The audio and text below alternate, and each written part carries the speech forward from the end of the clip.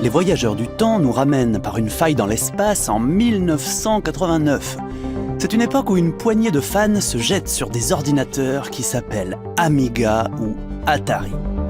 Paul Cuisset prend à bras-le-corps ces carcasses de bakélite pleines de transistors. Le jeu qui naît de leur union fait date. Allez, flashback! Voici les darons du jeu vidéo.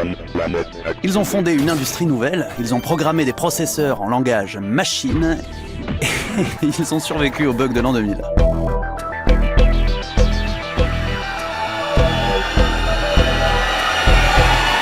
Je suis tombé en amour, moi, avec les premières machines. L'Atari ST, ça a été vraiment la révélation. J'étais allé au magasin pour l'acheter. Je passais la nuit à jouer avec l'interface, avec le bureau, etc. Parce que j'ai pas de jeu, il n'y avait rien. Steve Jobs découvre la souris grâce aux ingénieurs du Xerox PARC. Elle équipe les premiers Macintosh, mais elle ne devient un objet grand public qu'avec les ordinateurs de loisirs Atari. L'arrivée de la souris, la possibilité d'avoir un pointeur, etc., c'était vraiment révolutionnaire. Et c'est comme ça qu'est née l'idée, en fait, de raconter une histoire à travers, en fait, cette interface où on a une souris et on clique sur les différents endroits sans utiliser le clavier. Parce que le jeu d'aventure point and click, entre guillemets, et ça n'existait pas.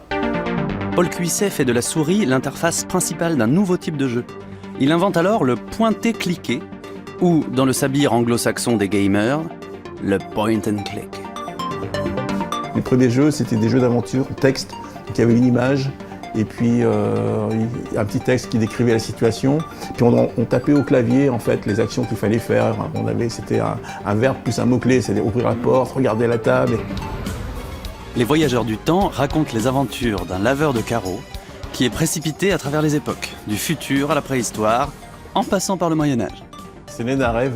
Je me suis réveillé un matin comme ça et j'ai eu cette idée des extraterrestres qui envahissaient la planète et qui utilisaient le temps pour pouvoir poser des bombes dans le passé.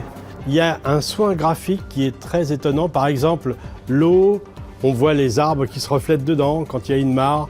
Quand ils rentrent dans une ferme, on voit les poules qui picorent. Et bien pour l'époque, c'est quelque chose d'incroyable de ce soin du détail. Les méandres des paradoxes temporels fournissent une trame narrative particulièrement riche qui engloutit les joueurs dans de longues heures de réflexion. Ça n'a pas vraiment été difficile, ça a été vraiment une véritable exploration en fait des possibilités et en même temps c'est un voyage tripant parce qu'on se dit un peu le monde est à nos pieds, on peut tout faire. À un moment, il y a le seigneur d'un château qui dit au chevalier qui doit aller sauver la princesse que la force soit avec toi. Et le gars lui dit « C'est marrant, j'ai déjà entendu ça quelque part. » Celui-là, c'est presque un jeu bande dessinée, c'est presque une bande dessinée à cliquer finalement. Mais les voyageurs du temps, c'est cette espèce de jeu des paysans où tu avais toujours envie de voir c'était quoi le prochain écran, c'était quoi le prochain truc. C'est encore une fois un jeu qui ressemble à son créateur, ça ressemble au découpage des BD franco-belges et dans cette jaquette, on voit le dépaysement de l'espace qui vient intervenir sur la tâche de peinture d'un mec qui fait juste sa tâche et ça fait écho à la première scène du jeu mais aussi à la dernière scène du jeu. C'est Paul Cuisset, c'est la famille, c'est génial, c'est incroyable. On n'imaginait pas à l'époque que le jeu vidéo nous mènerait aussi loin en fait. Paul Cuisset poursuit donc son aventure avec des point and click de nouvelle génération, comme Subject 13, car aujourd'hui le jeu vidéo est devenu un art dominant. 70% des Européens le pratiquent désormais, et y consacrent même en moyenne 8 heures de leur temps par semaine. L'avenir est réjouissant, hein ? On entretenait un mythe